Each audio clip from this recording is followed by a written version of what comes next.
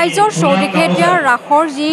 উৎসৱৰ যি উলহ মালহৰ পৰিৱেশ তেনে পৰিপ্ৰেক্ষিতত আমি বৰ্তমান উপস্থিত আছোঁ মালিগাঁও নামবাৰীৰ যি শ্ৰীমন্ত শংকৰদেৱ সত্ৰৰ উদ্যোগত যি ৰাস মহোৎসৱ উদযাপন কৰিছে যিহেতু 5 দিনীয়া কাৰ্যসূচীৰে তেওঁলোকে ৰাস মহোৎসৱ উদযাপন কৰিছে যিহেতু ইয়াতে সকলো লোক আহিছে ৰাস প্ৰদৰ্শন কৰিছে যিহেতুকৈ ইয়াতে ৰাস প্ৰদৰ্শন কৰা হৈছে যিহেতুকৈ পোনপ্ৰথমে মোৰ লগত মোৰ সহযোগী কেমেৰা পাৰ্চন মোৰ টিচুক আছে মই টিচুকক দেখাবলৈ অনুৰোধ জনাম এয়া দেখিছে ইয়াৰে যি সামগ্ৰিক দৃশ্য যিহেতু চাৰিওফালে যিহেতু তেওঁলোকে এখন খুব সুন্দৰভাৱে এইদৰে যি মূৰ্তিসমূহ এইদৰে দেখিছে দৰ্শকে সকলো দৰ্শক আহিছে দৰ্শকে যি ইয়াত প্ৰদৰ্শনী সেই প্ৰদৰ্শনীসমূহ উপভোগ কৰিছে যিহেতুকৈ ৰাইজৰ যি প্ৰান্তে প্ৰান্তে বৰ্তমান সময়ত যি ৰাসৰ যি ব্যৱস্থা যিহেতু দেখিছে যি দেখা পাইছে সকলো ইয়াৰে যি ব্যক্তিসকল সকলো আহিছে সকলোৱে ৰাস যি চাবলৈ বুলি সকলো আহিছে যিহেতুকৈ ৰাস বছৰত যিহেতু এবাৰে আহে যিহেতু ইয়াতো যি নামবাৰীৰ যি নামবাৰীত যি মালিগাঁও নামবাৰীত যিহেতুকৈ তেওঁলোকে 5 দিনীয়া কাৰ্যসূচীৰে পাতিছে যিহেতুকৈ বিভিন্ন ধৰণৰ মেলা আহিছে তাৰপিছত তেওঁলোকৰ যি সাংস্কৃতিক অনুষ্ঠান বিভিন্ন ধৰণৰ সাংস্কৃতিক অনুষ্ঠানে তেওঁলোকে যিহেতুকৈ তেওঁলোকে 5 দিনীয়া কাৰ্যসূচীত যিহেতু বিভিন্ন ধৰণৰ তেওঁলোকৰ কাৰ্যসূচী থাকিব দিওঁ তেনে ক্ষেত্ৰত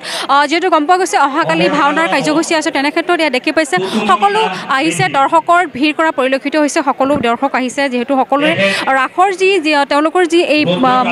মৃন্ময় মূৰ্তিসমূহে দেখাইছে যিহেতু ৰাস বিশেষকৈ যিহেতু স্থান বিশেষে ৰাসৰ বিভিন্ন ধৰণৰ ৰাস আছে কৰা হয় তেনেকুৱা ক্ষেত্ৰত কিন্তু ইয়াতে যি মৃন্ময় মূৰ্তিসমূহ প্ৰদৰ্শন কৰা হৈছে ইতিমধ্যে ইয়াতে যি সাংস্কৃতিক অনুষ্ঠানৰ কাৰণে তেওঁলোকৰ মঞ্চত এয়া সাংস্কৃতিক অনুষ্ঠানৰ যি আয়োজন কৰা হৈছে তেনে ক্ষেত্ৰত সকলোৱে উপভোগ কৰি আছে যিহেতুকৈ ইয়াৰে যি কাৰ্যকৰী সমিতি আছে তেওঁলোকৰ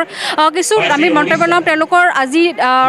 ৰাতিৰ কাৰ্যসূচী কেনেকুৱা বা অহাকালি কেনেকুৱা ধৰণৰ কাৰ্যসূচী আছে যিহেতুকৈ 5 দিনীয়া কাৰ্যসূচীৰে তেওঁলোকে যি ৰাস মহোৎসৱৰ আয়োজন কৰিছে তেনে ক্ষেত্ৰত কেনেকুৱা ধৰণৰ কাৰ্যসূচী আছে আমি তেওঁলোকৰ পৰা জানিবলৈ চেষ্টা কৰিম যিহেতু বহু ব্যক্তি আহিছে বহু লোক আহিছে শ্ৰীমন্ত শংকৰদেৱ গোটানগৰ সত্ৰৰ সৌজন্যত 5 দিনীয়া কাৰ্যসূচীৰে ৰাস মহোৎসৱ আয়োজন কৰা হৈছে আজি আমাৰ কাৰ্যসূচীৰ দ্বিতীয় দিনৰ কাৰ্যসূচী আমাৰ মঞ্চত এতিয়া উদযাপিত হ'ব আজিৰ দিনটোৰ কাৰ্যসূচী আছে সন্ধিয়াৰ ভাগত আমাৰ একক নৃত্য প্ৰতিযোগিতা হ'ব কাইলৈ দিনটোৰ বাবে আমি একক ভাওনা এখন প্ৰদৰ্শন কৰাৰ ব্যৱস্থা কৰিছোঁ পৰহিৰ দিনটোলৈ আমাৰ আধুনিক গীতৰ প্ৰতিযোগিতা আছে আৰু শেষৰ দিনত আমাৰ সম্পূৰ্ণৰূপে এখন সাংস্কৃতিক সন্ধিয়া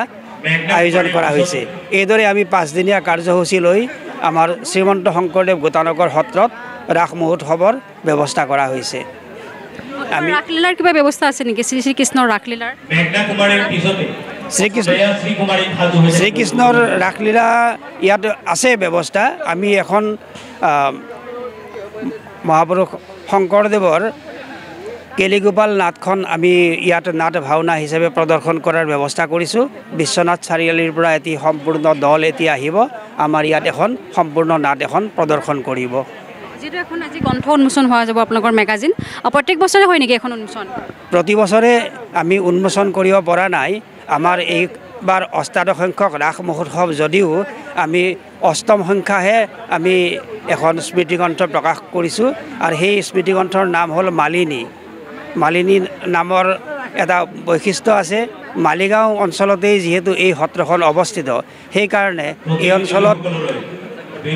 কামাখ্যা দেৱালয়ৰ মালিসকলৰ অৱস্থান আছিল আৰু সেইকাৰণে মালিগাঁও যিহেতু আমি আমাৰ মুখপত্ৰখনৰ নাম স্মৃতিগ্ৰন্থখনৰ নাম মালিনী ৰখা হৈছে কিমান বছৰ পৰা এইদৰে আপোনালোকে ৰাস মহোৎসৱ উদযাপন কৰিছে আমি 1980 চনৰ পৰাই ইয়াত ৰাস মহোৎসৱ ক্ৰমানুগতভাৱে পালন কৰি থকা হৈছে কিন্তু মাজত কেইবছৰমান আমাৰ বিৰতি গৈছে বিভিন্ন অসুবিধাৰ বাবে বা বিজুতিৰ বাবে আমি কৰিব পৰা নাই সেয়েহে আমি যদিও 1980 চনত আৰম্ভ কৰিছিলোঁ এতিয়ালৈকে আমি অষ্টাদশ সংখ্যক ৰাস মহোৎসৱ ৰাজহুৱাভাৱে উদযাপন কৰিব পাৰিছোঁ আপুনি ক'ব আমাৰ এই অষ্টাদশ ৰাস উৎসৱটি আমাৰ যিটো আমাৰ শংকৰদেৱ সত্ৰৰ যিটো কমিটিয়ে বহুত কষ্ট কৰি আজি 5 দিনৰ বাবে এই ৰাসখন পাতিছে আৰু এই ৰাসখন যাতে সকলো ৰাইজে অংশগ্ৰহণ কৰি আমাৰ শংকৰদেৱ সত্ৰৰ কমিটিখনক উৎসাহ যোগায় তাৰ কামনা কৰি কৰিলোঁ জুবিন গাৰ্গৰ গীতসমূহৰ ওপৰত আধাৰিত গানে কি আনে নামৰ এটা সুন্দৰ অনুষ্ঠান আপোনালোকৰ ওচৰলৈ আহি আছে অতি শীঘ্ৰে অহা 15 আগষ্টৰ পৰা ধেমাজিৰ পৰা প্ৰথম অডিশ্যন আৰম্ভ হ'ব আৰু সেই অডিশ্যনৰ যোগেদি বিভিন্ন কণ্ঠশিল্পীসকলে যিসকলে এই অনুষ্ঠানত যোগদান কৰিব বিচাৰে তেওঁলোকে এই অডিশ্যনৰ যোগেদি আগবাঢ়ি আহক আৰু